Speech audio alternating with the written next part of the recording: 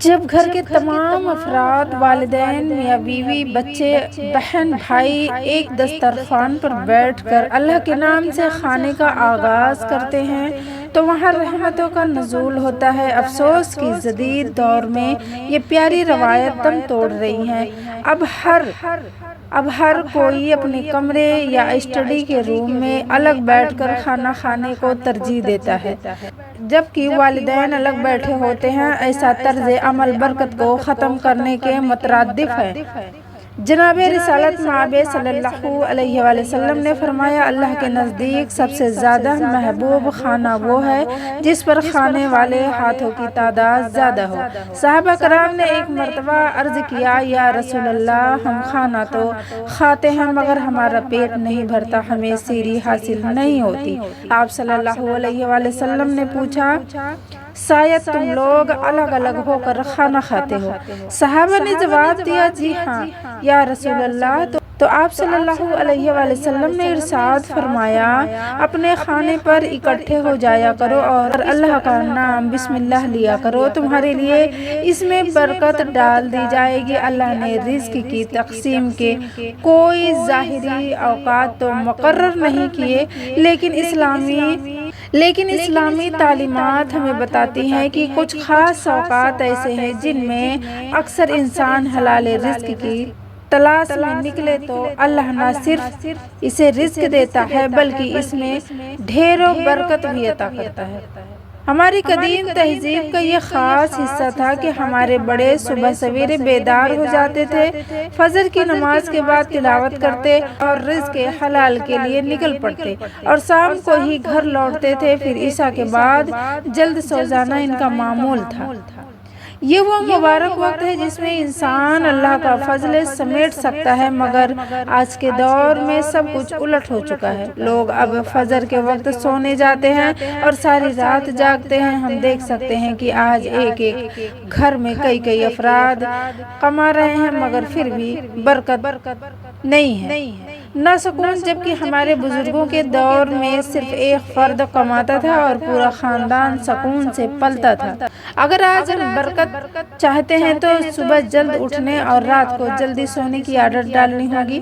اللہ پر توکل ایسا کریں جیسا اس کا حق ہے، کیونکہ جو اللہ پر بھروسہ کرتا ہے اللہ اس کے تمام کاموں کا ذمہ لے لیتا ہے۔ محترم ناظرین، ایک غریب مزدور کی کہانی سنیں جو صبح سے شام تک تپتی دھوپ میں پسینے سے سرابور ہو کر اینٹیں اٹھاتا اور ریت ڈھوتا۔ شام کو اپنی محنت کی کمائی جیب میں ڈال کر جب وہ گھر لوٹتا تو وہ سکے کی ہڈیوں کا گودا نچوڑ کر حاصل کیے گئے ہوتے ہیں۔ وہ بڑے ارمانوں سے بچوں کے لیے آٹا اور دودھ لاتا، مگر اس کے باوجود اس کی زندگی اداسی اور مایوسی کی تصویر بنی ہوئی ہوتی۔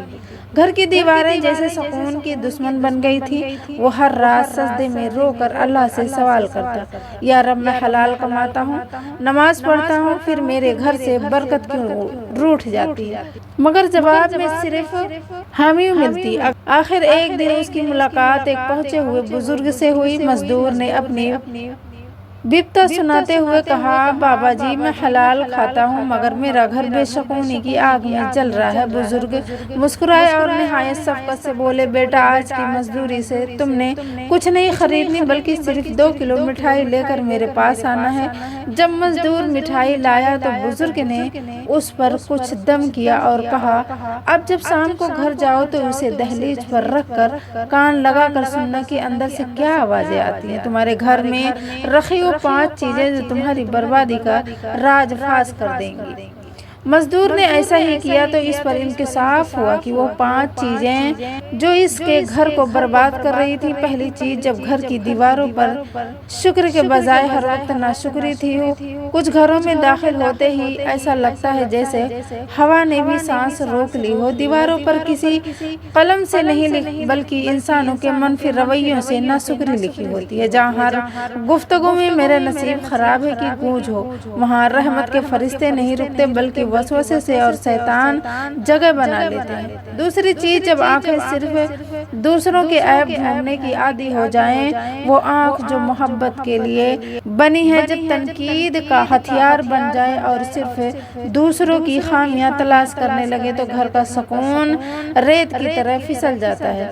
جس گھر میں عیب جوئی کرنے والے رہتے ہیں وہاں شیطان اپنا رقص کرتا ہے اور برکتیں اپنا پردہ کر لیتی ہیں۔ تیسری چیز، جب گھر کے دروازے دعاؤں سے نہیں بلکہ شور اور اونچی آوازوں سے کھلیں، جب گھر میں سلام کی جگہ چیخ و پکار لے اور گفتگو میں تلخی آ جائے تو سمجھ لیں کہ زحمت نے برکت کی جگہ لے لی۔ جس گھر میں آوازیں اونچی ہوں وہاں رحمت کے فرشتے داخل نہیں ہوتے۔